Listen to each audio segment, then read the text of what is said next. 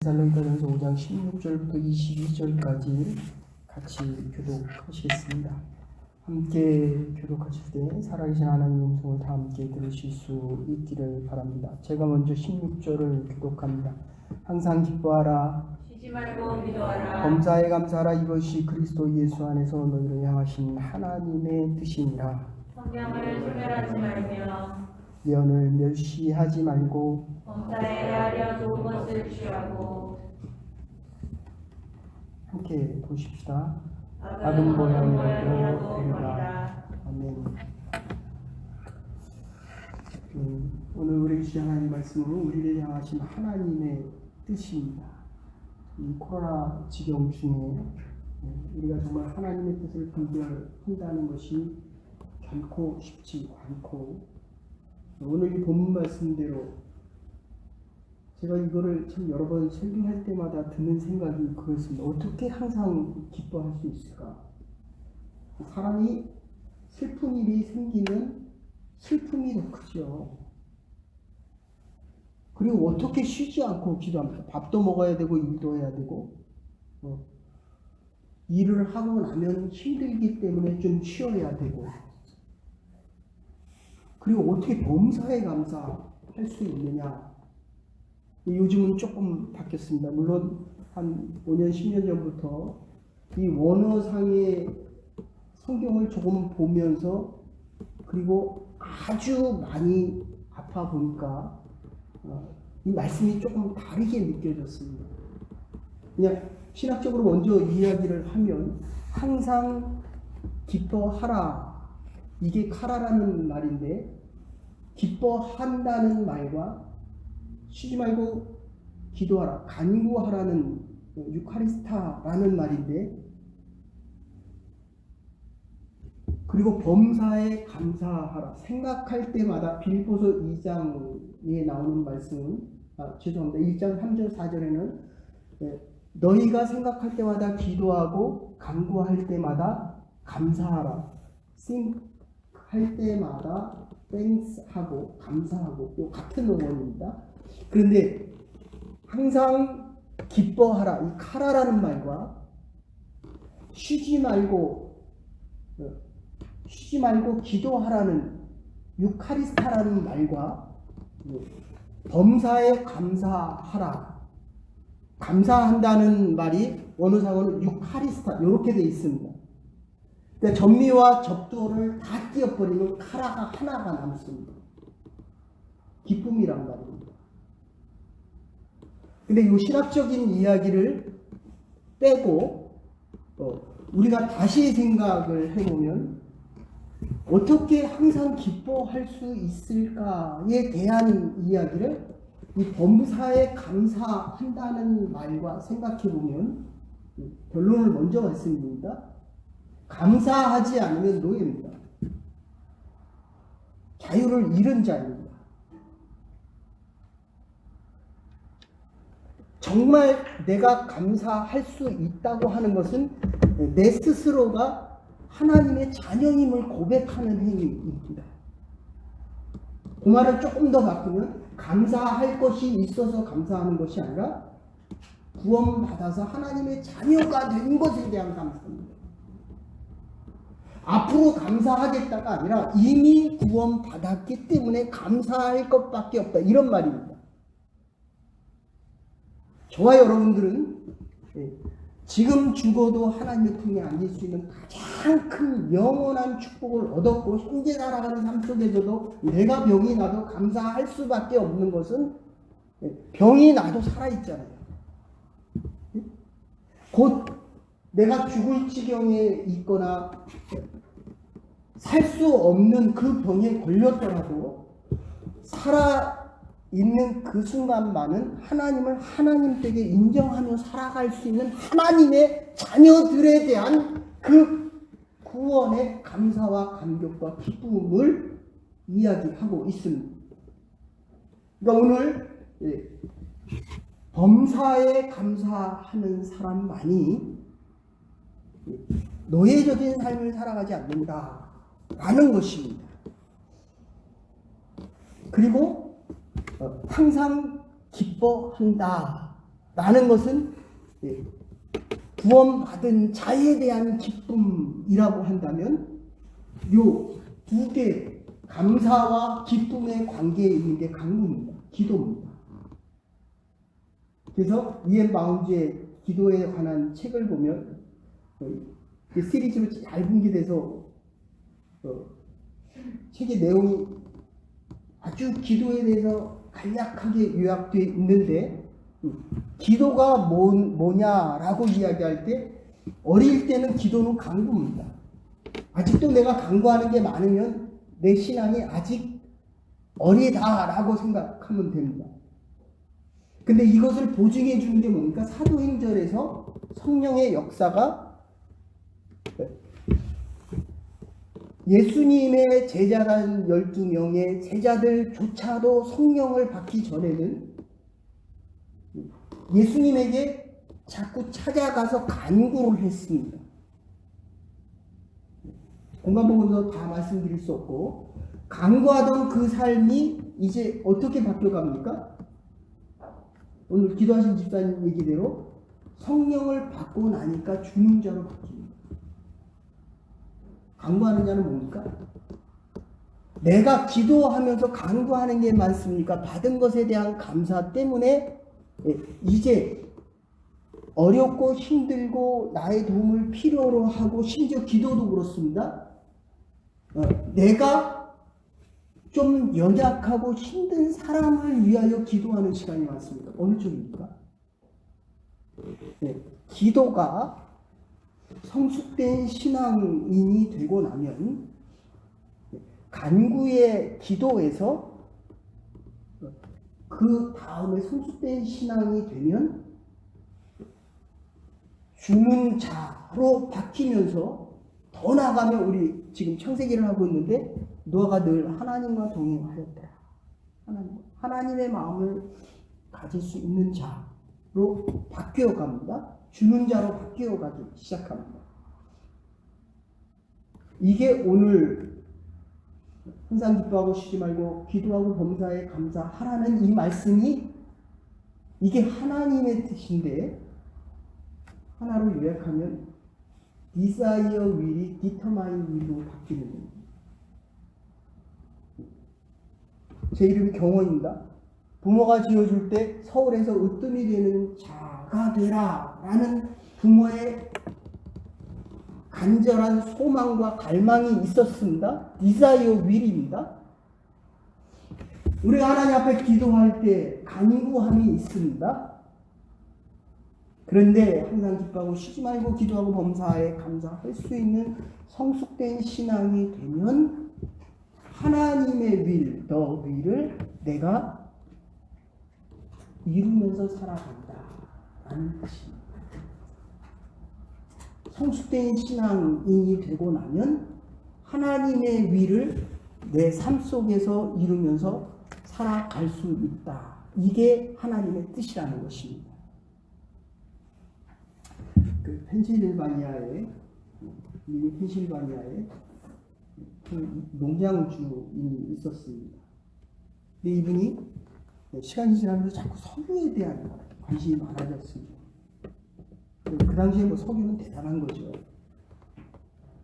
근데 어느 날 자기 친척에서 연락이 왔는데 캐나다 위니펙 옆에 캘거리 거기 이쪽에 오일샌드도 많고 거기서 하는데 이 사람이 석유 회사를 하게 됐습니다. 그래서 자기의 친척이니까 연락을 해서 내가 그 회사에 좀 취직할 수 없느냐라고 얘기했더니 우리는 회사가 그렇게 크진 않지만 그래도 석유에 대한 전문적인 지식을 가지고 있는 사람을 원한다. 그래서 이 사람이 미국에서 있다가 아주 열심히 석유에 대해서 공부를 하고 몇 년 후에 다시 친척에게 연락했습니다. 나를 좀 그 회사에 취직시켜 줄 수 없겠느냐. 그래서 이 사람이 정말 취직돼서 미국에서 자기 농장을 버려두고 캐나다로 왔습니다. 그런데 그 농장을 좀 오래된 얘기가 $833에 그 농장을 팔고 미국에서 캐나다로 왔습니다. 근데 그 다음 사람이 와서 그 농장을 보는데 가축을 먹이는데 가축이 물을 먹지 못합니다. 물을 보니까 끈적끈적하고 냄새가 나고 그래서 멀리 가서 물을 먹였고 가축들에게 먹일 물들을 이웃에서 이렇게 설치를 해서 그 물을 먹였습니다. 근데 이 사람이 새로 산 그 농장 주인이 아무리 봐도 이게 너무 이상한 거예요. 자꾸 냄새가 나고 그래서 조사를 하다가 보니까 여러 사람을 불러다가 수질에 대한 문제를 조사를 하는데 어떤 게 발견됐냐면 보니까 그 밑에서부터 가스가 올라오는 겁니다. 기름이 올라오는 겁니다. 아니 석유를 그렇게 찾고 석유에 대해서 그렇게 관심이 많았던 사람이 정작 자기 집 안에 묻혀있는 그 석유가 올라오는 것을 그걸 몰랐다는 거예요. 그래서 그 가치, 그 당시에 시가가 1억 달러가 넘었답니다. 어쩌면 우리가 인생을 사는 게 이런지 모르겠습니다. 우리가 바라는 게 있어서 석유를 바라고 있었는데 정작 그 석유가 내 안에 자기의 집 안에 있었다는 거예요. 사업하기를 원하죠. 그러나 그거보다 더 중요한 것은 과연 하나님이 나를 향한 그 뜻이 무엇인지를 찾는 건 더 중요합니다. 제가 60년 거의 40년을 이 목회를 했잖아요. 42년을 목회했습니다. 근데 이제 보여지는 게 좀 달라요. 여러분 많으면 내가 가진 거는 내가 1000을 가지면 내가 가진 건 하나는 1000분의 1입니다. 하나 가진 사람은 하나가 전부 다예요. 옛날에는 하나님이 많은 영혼을 귀중히 여긴다라고 했지만 그 속 안에는 어떤 마음이 있냐면 한 사람을 볼 때 1000명이면 1000분의 1이에요. 한국에서 제가 여기 올 때만 해도 몇백 명 앞에서 설교를 했습니다. 그런데 말로는 그렇게 얘기해요.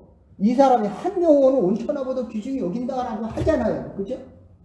내가 오늘 주어진 이 한 시간이 365일 중에 이 하루가 정말 가장 소중해야 내일을 새롭게 살아갈 수 있잖아요. 근데 정말 그렇습니까? 52주, 53주 지날 때 이 한 주간이 나의 마지막 주간이라는 생각이 듭니까? 다음 주에는 예배 드리고 싶어. 오늘은 방송 설교 들어야 되잖아요.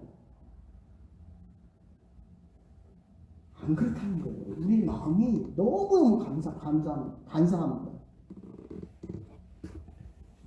우리들은 먼 곳에 우리의 행복과 아름다움이 있는 것처럼 이곳 저곳을 방황하고 헤매이고 살아갑니다. 하나님의 뜻이 무엇인가를 수없이 질문하면서도 어떻게 보면 이 교회 저 교회를 떠돌아다니며 하나님의 뜻이 무엇인지를 찾습니다. 이거를 해보면서 하나님의 뜻을 발견하려고 발버둥을 치고 내일은 저 일을 하고 모레는 또 다른 데에 가서 하나님의 뜻이 무엇인지를 찾으려고 합니다. 아니에요. 하나님의 뜻은 저와 여러분을 향하신 그 하나님의 뜻은 우리의 삶에 가장 분명하고 구체적으로 내 안에 있다는 거예요.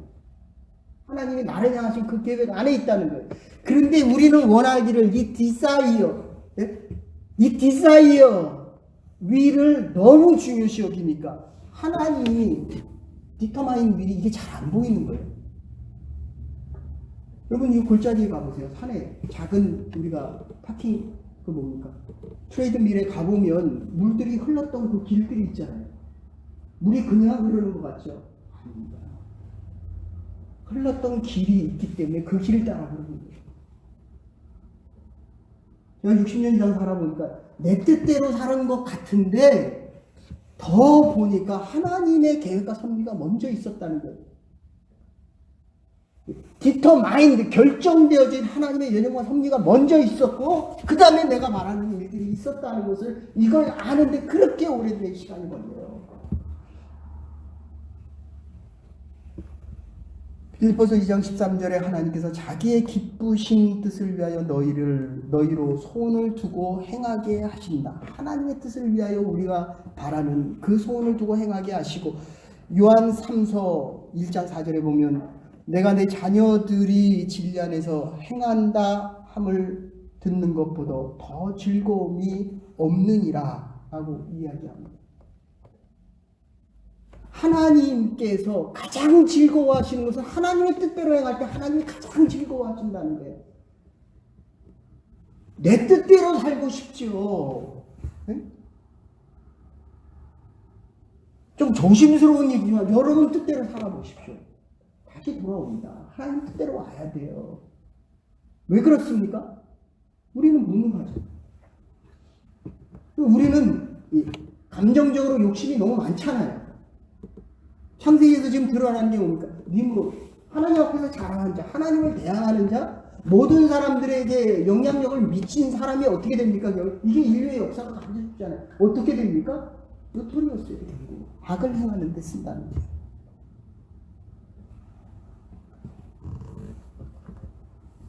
범사의 어떤 환경에서든지 하나님 앞에 감사하고 기도하라는 것은 절대적입니다. 하나님 우리가 이렇게 되기를 원하시고, 그러나 우리 인간들은 지극히 환경적이고 조건적이고 종속적입니다. 그러므로 있으면 감사하고 없으면 슬퍼합니다. 성공하면 좋아라 하고 실패하면 원망하게 됩니다. 잘 되면 기도하고 안 되면 그만둡니다. 기도도 아주 힘들고 답답하면 하다가 조금 일이 잘 풀리면 하지 않습니다. 한국에서는 얼마 전에 그 대입 수능 시험 있었잖아요.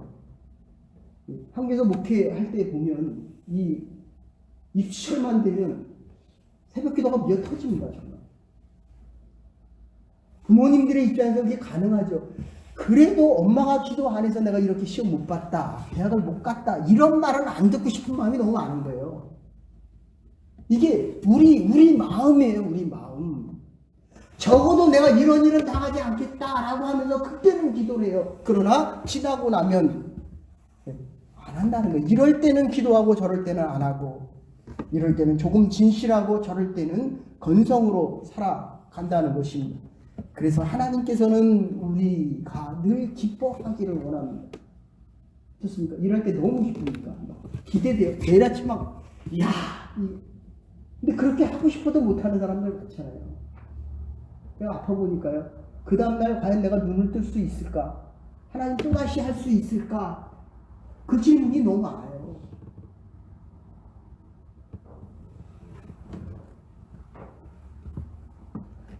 여러분, 우리가 언제 감사하고 언제 기뻐하고 언제 기도합니까?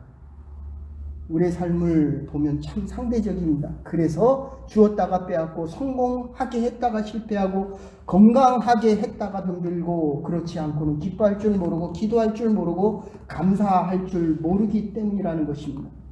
모르다가 알게 되면 기뻐하고, 조금 더 가지게 되면 조금 더 기뻐합니다. 그러나 이것은 순간적이고 다시금 원망이 생기고, 더 못 가진 것에 대한 원망, 더 배우지 못한 것에 대한 원망이 생깁니다. 그러나 여기에 절대적인 기쁨이 있습니다. 바울이 빌립보서 쓸 때 기쁨이란 말을 16번 표현합니다. 감옥에서 기뻐.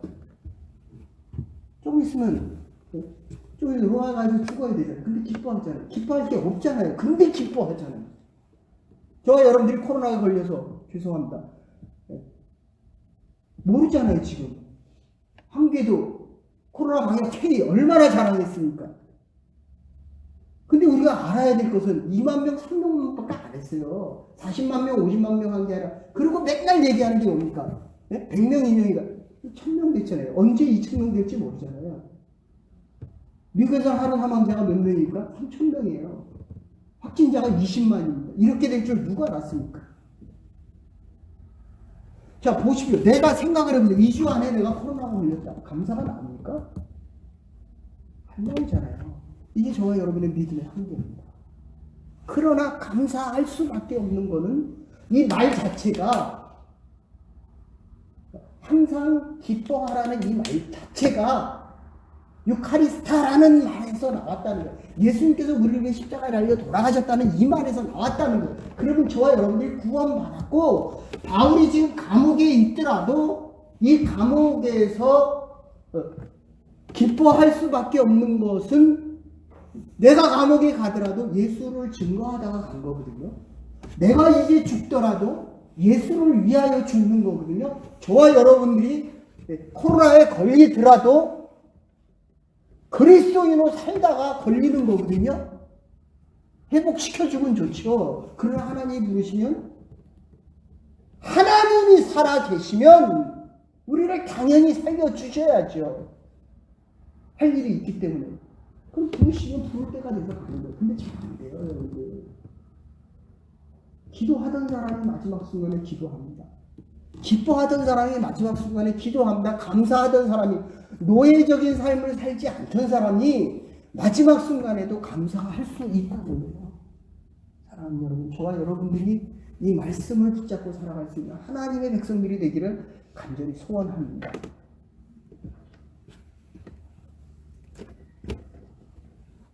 제가 이제 목회자니까 암만 해도 병원에 자주 가잖아요. 여기 있을 때도 그랬고, 전에 목회할 때도 그랬고, 지금. 그러나 한국에 있을 때 참 병원에 많이 다녔습니다. 일주일에 2-3번은. 그러면 대부분 질문이, 하나님의 말씀을 전해주면 참 얼굴이 참 빛나요. 마음의 평안을 느껴요. 참 감사하다 그래요. 그럼 꼭 와달라고 얘기합니다.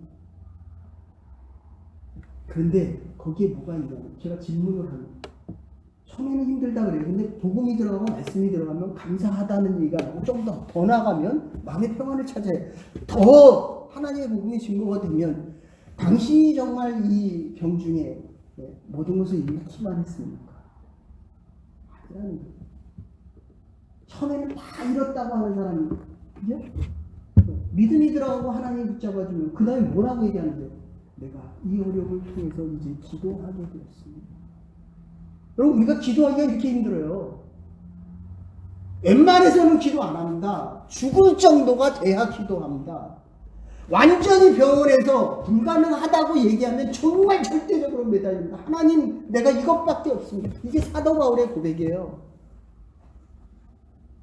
이 일을 통해서 내가 기도해요. 여러분, 정말 어려워보세요. 하나님밖에 붙잡을 게 없습니다. 근데 지금 붙잡을 게 너무 많잖아요. 그러면 뭐가 나옵니까? 그대로 안 되면 불평한 거예요. 그 다음부터.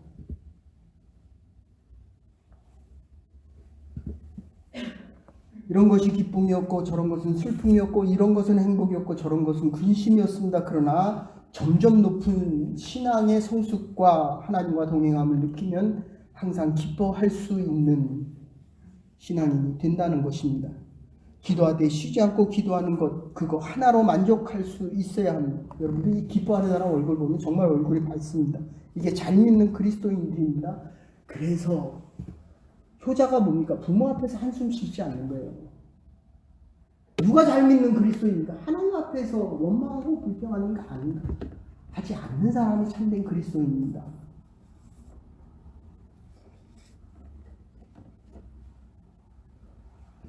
이 동독하고 서독이 있잖아요. 그 서독이 결국 동독을 흡수해서 독일이라는 나라를 만들었잖아요. 근데 유럽을 가 계신 선교사님들과 특히 동독과 서독을 갔다 오신 목사님들에 대다가 한결같아요. 제가 여기 처음에 왔을 때 벌써 28년 뭐 그렇게 됐는데, 이거 가는 데마다 땡큐예요. 땡큐.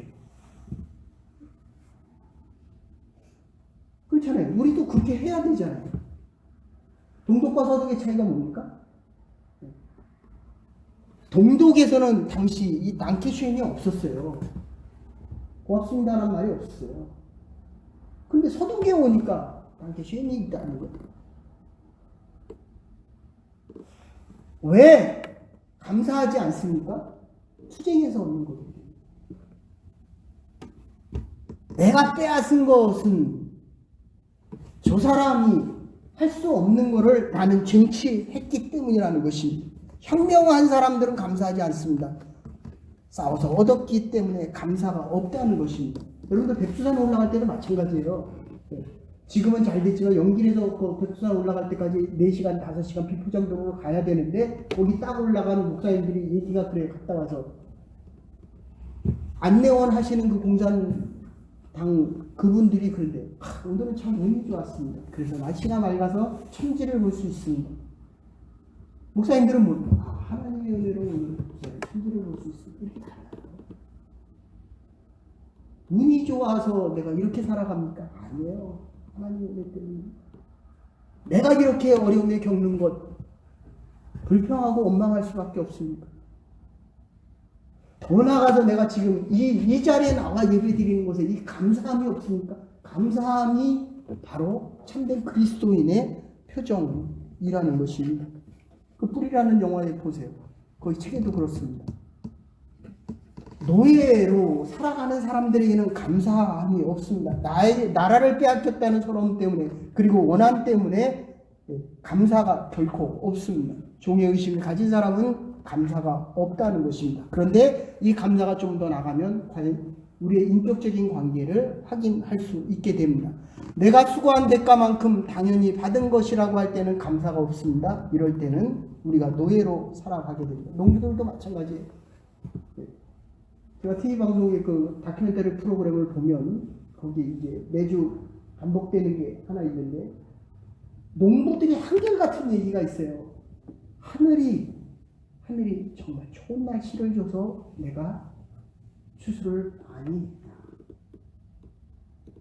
근데 지금 남부지방에 같은 경우는 지방적으로 그 메뚜기 떼들하고 그 다음에 그 장마가 져갖고 많이 소출 못한 분들이 있습니다.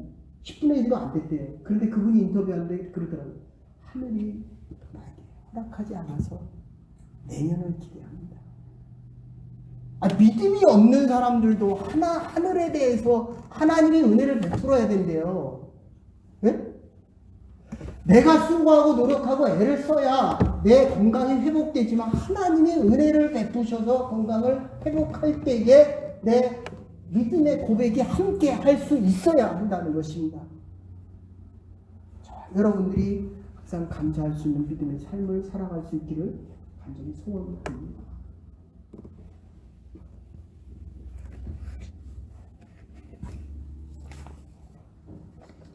하나님의 뜻을 이루기 위하여 이 기도는 한번 시작했으면 끝까지 가야 됩니다. 만사를 중단해도 기도만은 계속할 수 있어야 됩니다. 기도하지 않는 사람을 하나님께서 기도하게 만드십니다. 기도를 중간중간 쉬어 하는 사람은 하나님이 쉬지 않고 기도하게 만드십니다. 하나님의 뜻을 이루기 위하여 범사에 감사하라. 그래서 아리스토텔레스는 행복은 감사하는 사람의 것이라고 이야기합니다. 어떤 환경, 모든 환경 속에서도 감사하라. 탈무드에서는 부모가 세상을 떠나도 한 달 이상은 슬퍼하지 말라.